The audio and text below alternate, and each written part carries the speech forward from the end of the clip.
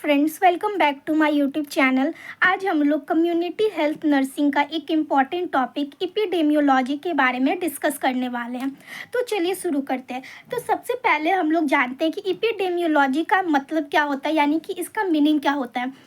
तो जब हम लोग एपिडेमियोलॉजी को 3 पार्ट में तोड़ेंगे, ठीक है, कौन कौन सा, पहला एपी, दूसरा है डेमो एंड तीसरा है लॉजी, यानी कि इसको अगर हम लोग 3 पार्ट में तोड़ते हैं तो इसका मतलब क्या निकलता है। ईपी मतलब होता है क्या, ऑन, ठीक है। डेमो मतलब होता है पीपल, पॉपुलेशन या फिर मैन, एंड लॉजी मतलब क्या होता है, स्टडी। यानी कि अगर हम लोग तीनों को मिला दे तो एपिडेमियोलॉजी का मतलब क्या हो गया। तो एपिडेमियोलॉजी में हम लोग क्या करते हैं, एपिडेमियोलॉजी एक ऐसा स्टडी है जिसमें कि हम लोग क्या करते हैं, किसी डिजीज़ और उसका पीपल के ऊपर या पॉपुलेशन के ऊपर क्या इफ़ेक्ट पड़ता है वो हम लोग क्या करते हैं, डिस्कस करते हैं या फिर स्टडी करते हैं। तो इसी को हम लोग क्या बोलते हैं, एपिडेमियोलॉजी बोलते हैं, ठीक है। तो एपिडेमियोलॉजी क्या होता है, एपिडेमियोलॉजी एक ऐसा स्टडी है जिसमें कि डिजीज़ का जो प्रभाव है या फिर जो इफ़ेक्ट है वो पॉपुलेशन या पीपल के ऊपर क्या पड़ता है, उसको हम लोग क्या बोलते हैं, एपिडेमियोलॉजी बोलते हैं। अब हम लोग देखते हैं इसके डेफिनेशन को। तो क्या बोल रहा है, the study of frequency, distribution and determinant of disease is known as epidemiology, ठीक है। तो क्या है, ऐसा स्टडी जिसमें कि हम लोग डिजीज़ के फ्रीक्वेंसी को, डिस्ट्रीब्यूशन को और डिटर्मिनेंट को स्टडी करते हैं, उसको हम लोग क्या बोलते हैं, एपिडेमियोलॉजी। अब ये फ्रीक्वेंसी, डिस्ट्रीब्यूशन एंड डिटर्मिनेंट क्या होता है, तो जो फ्रीक्वेंसी होता है, फ्रीक्वेंसी मतलब कि किसी भी एरिया में, जैसे कि अगर किसी भी एरिया में मलेरिया फैला हुआ है, ठीक है, तो वो कितने लोगों में फैला हुआ है, कितने लोगों को अफेक्ट कर रहा है, तो उसको हम लोग क्या बोलते हैं, फ्रीक्वेंसी। यानी कि नंबर ऑफ पीपल या फिर number of population affected by the disease या फिर इलनेस, जो भी होता है वो, यानी कि इसमें हम लोग नंबर देखेंगे कितने लोगों को ये अफेक्ट कर रहा है एक पर्टिकुलर एरिया में। दूसरा क्या है, डिस्ट्रीब्यूशन। डिस्ट्रीब्यूशन में हम लोग टाइम, प्लेस, एरिया, ये सब हम लोग देखते हैं कि ये जो मलेरिया है ये किस टाइम पे ज़्यादा फैला हुआ है, विंटर में ज़्यादा है, रेनी में ज़्यादा है, समर में ज़्यादा है, टाइम पे यानी कि कौन से टाइम पे ज़्यादा होता है, सुबह, शाम, मॉर्निंग, ये सब देखते हैं। प्लस प्लेस, कौन सा ऐसा प्लेस है जहाँ पे सबसे ज़्यादा मलेरिया का केस आ रहा है। तो सिंपल सा बात है, जहाँ पे बहुत सारा कचरा रहेगा या फिर बहुत ज़्यादा पानी जमा हुआ रहेगा वहाँ पे मलेरिया का केस क्या आएगा, ज़्यादा आएगा, ठीक है। और डिटर्मिनेंट में हम लोग क्या देखते हैं, डिटर्मिनेंट मतलब होता है फैक्टर इन्फ्लुएंसिंग, यानी कि ऐसे कौन कौन से फैक्टर है जो कि मलेरिया को क्या कर रहे हैं, इन्फ्लुएंस कर रहे हैं, यानी कि बढ़ावा दे रहे हैं, उसकी वजह से मलेरिया और ज़्यादा बढ़ रहा है, हो रहा है लोगों में, ठीक है। तो ये सब चीज़ हम लोग देखते हैं। तो जब भी हम लोगों को एपिडेमियोलॉजी का कोई डेफिनेशन पूछता है तो हम लोगों को इस तीनों चीज़ों को क्या करना है, डिस्कस करना है, फ्रीक्वेंसी का, डिस्ट्रीब्यूशन का, डिटर्मिनेंट का। यानी कि जो एपिडेमियोलॉजी होता है वो एक ऐसा स्टडी होता है जिसमें हम लोग क्या देखते हैं, फ्रीक्वेंसी यानी कि कितने लोगों में हो रहा है, डिस्ट्रीब्यूशन कहाँ कहाँ हो रहा है, कौन से टाइम पे हो रहा है, कौन से एरिया में हो रहा है, कौन से प्लेस में हो रहा है, प्लस इसका कॉज क्या है।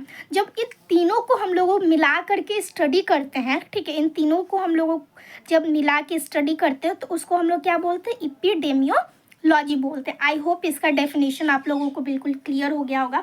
अब हम लोग देखते हैं क्या कीवर्ड्स ऑफ एपिडेमियोलॉजी, यानी कि कुछ कुछ ऐसे कीवर्ड्स होते हैं एपिडेमियोलॉजी में जो कि इम्पॉर्टेंट है, जिसमें से क्या है, पहला हमारा एपिडेमिक है, ठीक है।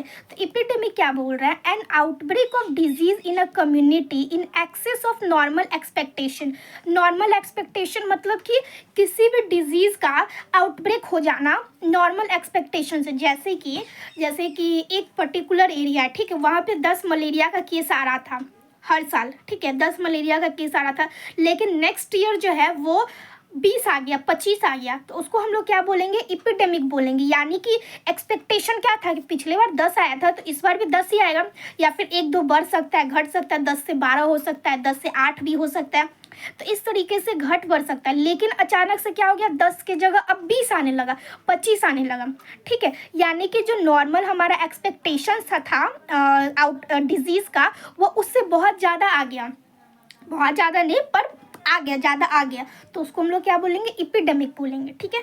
अब एंडेमिक क्या होता है, the constant presence of disease within a geographic area और the usual presence of given disease in a particular area. ठीक है, यानी कि जैसे कि उस एरिया में अगर मलेरिया का 10 पेशेंट हर साल आ रहा है, तो इस साल भी क्या आएगा, 10 ही आएगा, यानी कि वो कांस्टेंट है, 10 10 10 10 इस तरीके से आ रहा है। अगर ठंड के मौसम में अगर अस्थमा का पेशेंट अगर आ रहा है, तो वो उसका जो नंबर है वो कांस्टेंट है, ना बढ़ रहा है ना घट रहा है, उसी के आसपास आ रहा है। ठीक है, 10 12 15 इस तरीके से आ रहा है, तो उसको हम लोग क्या बोलेंगे, एंडेमिक बोलेंगे। यानी कि जो नॉर्मल प्रिवलेंट रेट है, यानी कि अगर जितना से वो चला आ रहा है उतना ही वो हर साल सेम केस आता है, सेम नंबर ऑफ केस आता है। ठीक है, उसको हम लोग क्या बोलेंगे, एंडेमिक बोलेंगे। अब पैंडेमिक क्या होता है, पैंडेमिक का तो एक सबसे अच्छा एग्जाम्पल क्या है, कोरोना। ठीक है, यानी कि एक ऐसा इपिडेमिक जो कि कंट्री टू कंट्री यानी देश विदेश पूरे वर्ल्ड लेवल पे फैला हो। क्या होगा, एक ऐसा एंडेमिक जो कि वर्ल्ड लेवल पे फैला हो, उसको हम लोग क्या बोलेंगे, पैंडेमिक बोलेंगे। जैसे इपिडेमिक क्या होता है, outbreak of disease in excess of normal expectation, यानी कि यहाँ पे भी क्या हो रहा है, नॉर्मल एक्सपेक्टेशन से ज़्यादा फैल रहा है, लेकिन ये पूरे दुनिया में फैल रहा है, यानी कि इसका जो एक्सपेक्टेशन से बहुत ज़्यादा फैल रहा है, पूरा दुनिया में कंट्री टू कंट्री फैल रहा है। ठीक है, तो ये हमारा 3 इंपॉर्टेंट कीवर्ड्स था। ठीक है, अब हम लोग देखते हैं क्या एम्स ऑफ इपिडेमियोलॉजी, कि एम्स क्या क्या है हमारा इपिडेमियोलॉजी का। ठीक है, तो यहाँ से जैसे कि हम लोगों को इसके डेफिनेशन से क्लियर है कि इसमें हम लोग क्या क्या पढ़ते हैं। ठीक है, क्या क्या पढ़ते हैं, इसमें कितने लोगों में हो रहा है, कहाँ हो रहा है, उसका डिटर्मिनेंट यानी उसका कॉज क्या, तो ये सब हम लोग यहाँ से पढ़ते हैं। ठीक है, यहाँ से हम लोगों को ये पता चलता है। तो सेम क्या हो जाएगा, एम्स क्या हो जाएगा, इसका वही चीज़ हो जाएगा कि हम लोगों को अगर डिस्ट्रीब्यूशन का पता लगाना, यानी कि कौन से टाइम पे हो रहा है, किस समय में हो रहा है, किस एरिया में हो रहा है, किस जगह पे हो रहा है, तो हम लोग क्या करेंगे, एपिडेमियोलॉजी का यूज़ करेंगे। ठीक है, plus size of disease problem in human population, तो जैसे कि हम लोगों को इसके साइज यानी कि डिजीज़ कितना लोगों में फैला हुआ है। ठीक है, ये हम लोग किसमें पढ़ते हैं, फ्रीक्वेंसी में, यही तो पढ़ते हैं कि कितने लोगों को अफेक्ट कर रहा है, ये 5 लोग मलेरिया के शिकार हुए हैं या 10 लोग हो रहे हैं या बढ़ रहा है या फिर घट रहा है। तो इसी तरीके से हम लोग पॉपुलेशन में डिजीज़ का साइज निकालने के लिए कि जो पॉपुलेशन है उसमें जो मलेरिया है वो बढ़ रहा है या फिर घट रहा है, या कितने लोगों को अफेक्ट कर रहा है, या फिर बूढ़े को कर रहा है, बच्चे को कर रहा है, किसको कर रहा है, तो ये सब हम लोगों को पता लगाने के लिए हम लोग क्या करते हैं, ये एपिडेमियोलॉजी का यूज़ करते हैं। ठीक है, फिर है क्या टू आइडेंटिफाई इटियोलॉजिकल फैक्टर, यानी कि हम लोग कॉज जानने के लिए भी एपिडेमियोलॉजी का यूज़ करते हैं। ठीक है, यानी कि अगर मलेरिया हो रहा है तो क्यों हो रहा है वहाँ पे बहुत ज़्यादा। फिर नेक्स्ट है हमारा to provide data essential to planning and implementation and evaluation for service for prevention control and treatment of disease. ठीक है, तो जैसे कि हम लोगों को जो एपिडेमियोलॉजी है उससे हम लोगों को क्या पता चलता है कि कितने लोगों को हो रहा है, उसका कॉज क्या है, किस समय में हो रहा है, किस एज ग्रुप में हो रहा है, ये सब हम लोगों को पता चलता है। तो अगर हम लोगों के पास ये पूरा एक डाटा होगा, एक सोर्स होगा कि हाँ इतने लोगों को हो रहा है, इस टाइम पे हो रहा है, तो हम लोग उसी के हिसाब से क्या कर सकते हैं, अपना प्लानिंग बना सकते हैं, अपना प्लान बना सकते हैं कि हाँ हमें इस एरिया पे ज़्यादा ध्यान देना है, इन एज ग्रुप पे ज़्यादा ध्यान देना है, इन लोगों को ये मेडिकल ट्रीटमेंट चाहिए या फिर ये सैनिटेशन चाहिए, या फिर जो भी होता है जो मलेरिया को ख़त्म करने के लिए, कम करने के लिए, मलेरियल केस को जितना भी उपाय होता है या फिर जो प्लानिंग होता है वो हम लोग उस हिसाब से ही बनाएंगे। ठीक है, और उसी हिसाब से उसी जगह पे हम लोग इम्प्लीमेंट करेंगे जहाँ पे ज़रूरत हो। ये नहीं कि हम लोगों के पास कोई डाटा ही नहीं है प्लस सब जगह हम लोगों ने इम्प्लीमेंट कर दिया, जहाँ केस है भी जहाँ केस नहीं है ये भी हम लोगों ने कहीं भी उसको इम्प्लीमेंट कर दिया था, लेकिन जहाँ ज़रूरत होता है वहाँ पे ज़्यादा हम लोगों को फोकस करना होता है ना, तो हम लोग इम्प्लीमेंटेशन के लिए भी इसको यूज़ कर सकते हैं। प्लस इवैल्यूएशन, यानी कि अगर हम लोगों को पता रहेगा कि उस एरिया में 10 टीबी का केस था या अस्थमा का केस था, ठीक है, तो अब हम लोगों ने जो प्लानिंग दिया, जो हम लोगों ने इम्प्लीमेंट किया अपने प्लान को, तो अब फिर हम लोगों को इवैल्यूएट भी तो करना है कि पहले 10 था तो 5 हुआ या नहीं हुआ या फिर और बढ़ गया। इस तरीके से हम लोग इवेल्युएट भी कर सकते हैं अपने सर्विस को। प्लस जो डिजीज़ फैला हुआ है उसको हम लोग प्रिवेंट कर सकते हैं, कंट्रोल कर सकते हैं और ट्रीट भी कर सकते हैं, ठीक है। फिर आता है क्या हमारा यूजेस ऑफ एपिडेमियोलॉजी। तो ये भी एम्स में ही हो जाएगा, जैसे कि हम लोग अपने जो भी डिजीज़ होता है वो उसका हम लोग ये कर सकते हैं, पॉपुलेशन में कितने प्रकार के डिजीज़ फैले हुए हैं, उनका इफ़ेक्ट क्या होता है पॉपुलेशन पे, वो सब कर सकते हैं।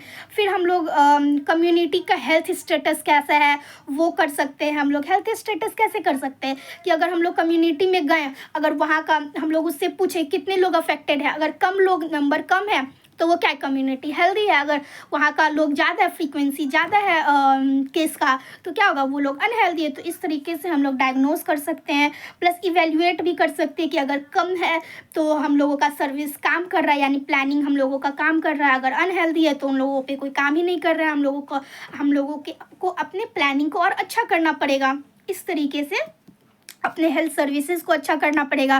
तो इसमें भी यूज़ होता है। प्लस हम लोग डिजीज़ के कॉज को ढूंढ सकते हैं। तो ये सब था हमारे क्या AIIMS and uses of epidemiology.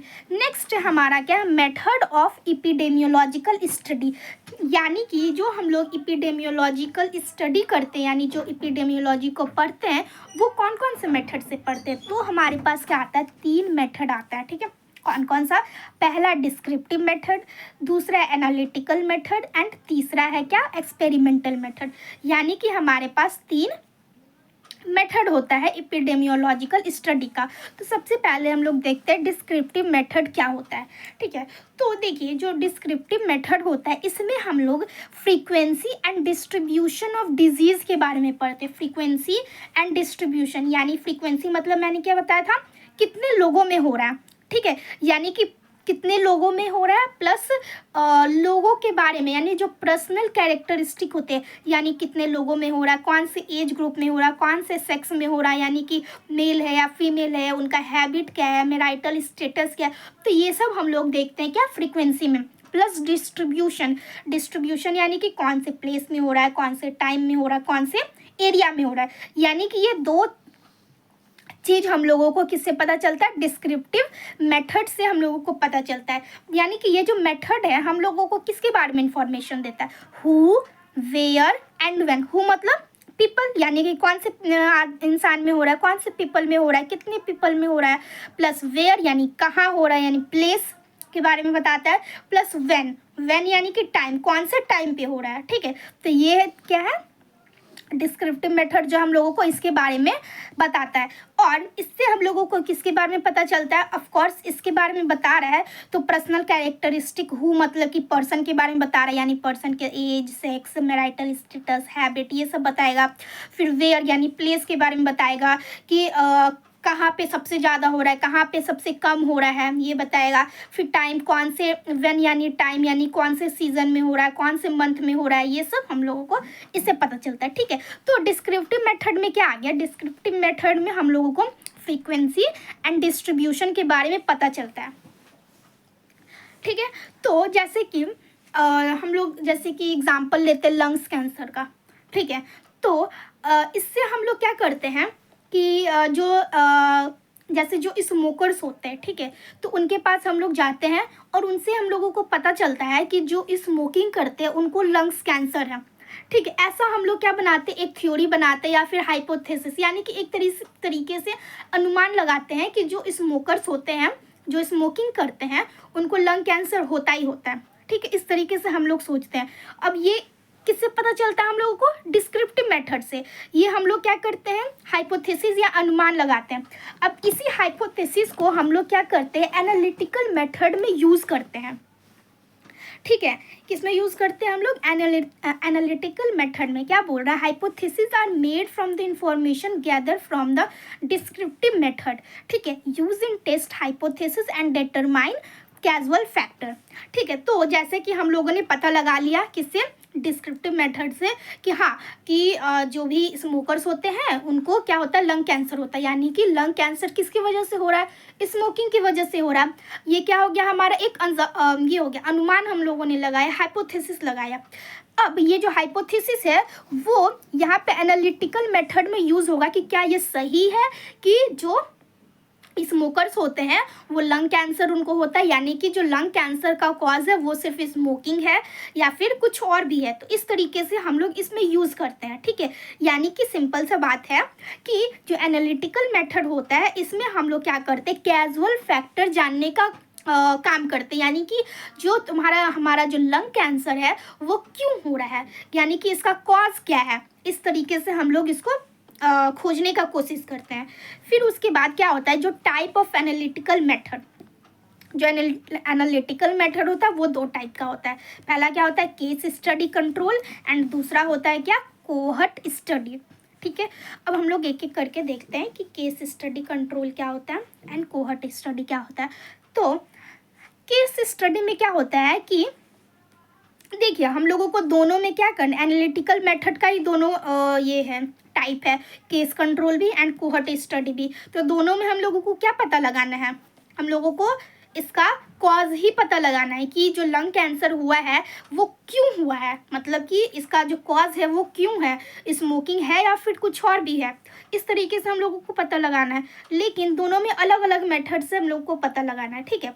तो जो पहला मेथड है इसमें क्या करते हैं हम लोग कि जो हमारा जैसे कि इसमें क्या होता है, इसमें केस कंट्रोल में क्या होता है, जो डिजीज़ होता है ना वो हो चुका होता है। जैसे कि एग्जांपल एक पर्सन है, ठीक है, उसको क्या है, वो लंग कैंसर है, ठीक है, लंग कैंसर, और वो स्मोकिंग कर रहा है, ठीक है, उसको लंग कैंसर है और वो स्मोकिंग कर रहा है। अब क्या करना है, हम लोगों को किसी भी हेल्दी पर्सन के पास जाना है जो कि स्मोकिंग कर रहा है बट उसको लंग कैंसर नहीं है। क्या बताया मैंने, एक ऐसा स्मोकर जिसको लंग कैंसर है, ठीक है, और हम लोगों को किसके पास जाना है, एक ऐसा स्मोकर जिसको लंग कैंसर नहीं है। अब हम लोगों को उसको ऑब्जर्व करना है कि वो जो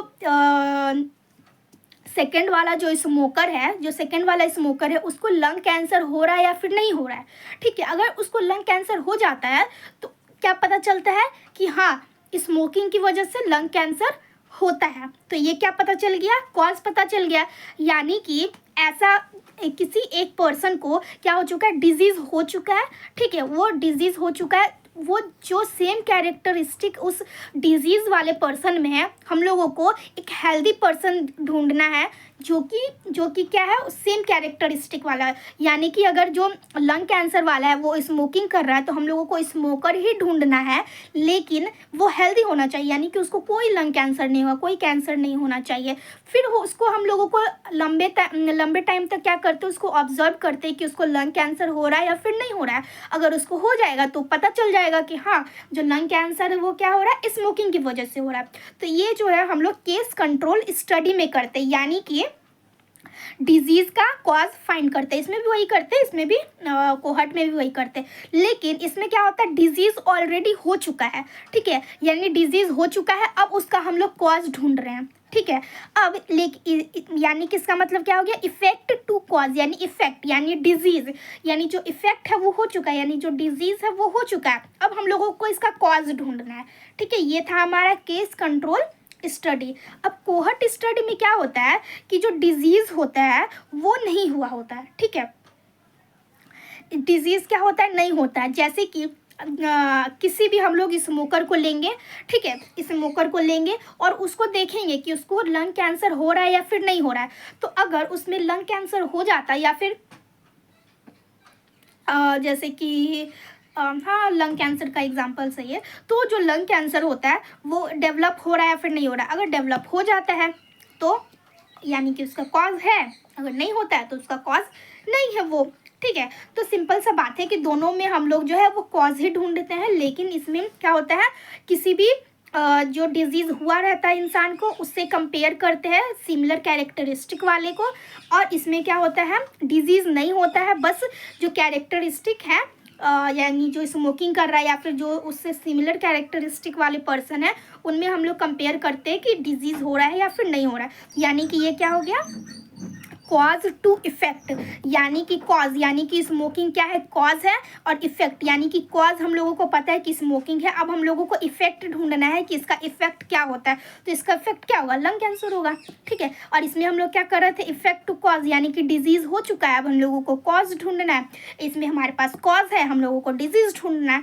तो इस तरीके से हम लोग क्या करते हैं, एनालिटिकल स्टडी करते हैं। तीसरा है हमारा क्या, एक्सपेरिमेंटल मेथड। तो एक्सपेरिमेंटल मेथड क्या होता है कि हम लोग जो भी हम लोगों ने एनालिटिकल मेथड से जो भी हम लोगों ने कॉज ढूंढा है, ठीक है, यानी कि जो भी हम लोगों ने कॉज ढूंढना है कि हाँ कि लंग कैंसर स्मोकिंग की वजह से होता है, ठीक है। तो अब हम लोगों को उसको कंफर्म करना है कि सही में कि वो स्मोकिंग जो है वो लंग कैंसर कॉज करता है या फिर नहीं करते, यानी एकदम पूरा कंफर्म कर लेना है इसके कॉज को या फिर इसके इटियोलॉजी को, प्लस उसको कैसे प्रिवेंट करेंगे वो भी हम लोग इसमें क्या करते हैं, स्टडी करते हैं। तो जैसे कि कोरोना आया था, ठीक है, तो कोरोना हम लोगों ने क्या देखा था, इसका कॉज क्या था कोरोना का, कि अगर हम लोग हैंड शेक करेंगे या फिर किसी का स्नीजिंग कफिंग ये सब आ जाएगा तो ट्रांसफ़र होगा तो भी कोरोना फैल सकता है, कांटेक्ट में जाने से कोरोना फैल सकता है, ठीक है। तो ये हम लोगों को कॉज पता चल गया था। अब इसको हम लोग कंफर्म कैसे करेंगे, तो अगर हम लोग किसी से हैंड शेक नहीं करेंगे, हम लोग किसी के कांटेक्ट में नहीं आएंगे, अपना मास्क लगा के रखेंगे, इस सब तरीके से अगर हम लोग प्रिकॉशन को फॉलो करेंगे तो कोरोना क्या होगा, हम लोगों से दूर रहेगा, यानी कि कोरोना जो है वो हम लोग उसको प्रिवेंट कर सकते हैं और प्लस उसको क्या कर सकते हैं, ख़त्म कर सकते हैं, रिड्यूस कर सकते हैं। तो इस तरीके से तो धीरे धीरे ऐसा देखा गया कि मास्क लगाने से है और हैंडशेक करने से, ये सब करने से जो केस है वो कम हो रहा है या फिर नहीं फैल रहा है जो कोरोना है। तो ये क्या करता है, कंफर्म करता है कि हाँ मास्क लगाने से क्या हो रहा है, कोरोना नहीं फैल रहा है। तो इसको कंफर्म कौन करता है, एक्सपेरिमेंटल मेथड, यानी कि हम लोग क्या करते हैं, एक्सपेरिमेंट करके देखते हैं किसी भी डिजीज़ के ऊपर कि ये हम लोग इसको कैसे प्रिवेंट करें या फिर इसका कॉज क्या क्या हो सकता है, ठीक है। फिर वही है कि हम लोग इसमें determine effectiveness of community practice, यानी जो हम लोग मास्क लगाते हैं, हैंड से करते हैं, हैंड वॉश करते हैं, ये सब जो करते हैं वो कितने हद तक इफ़ेक्टिव है। तो ये सब भी जो है वो एक्सपेरिमेंट मेथड के द्वारा ही हम लोगों को पता चलता है। तो आई होप आप लोगों को ये वीडियो पसंद आया होगा। आज के लिए यहीं तक, नेक्स्ट वीडियो में हम लोग ये एपिडेमियोलॉजिकल टूल्स और ट्रायड्स के बारे में देखेंगे। Thank you so much for watching my video, और अगर वीडियो पसंद आए then please subscribe to my channel.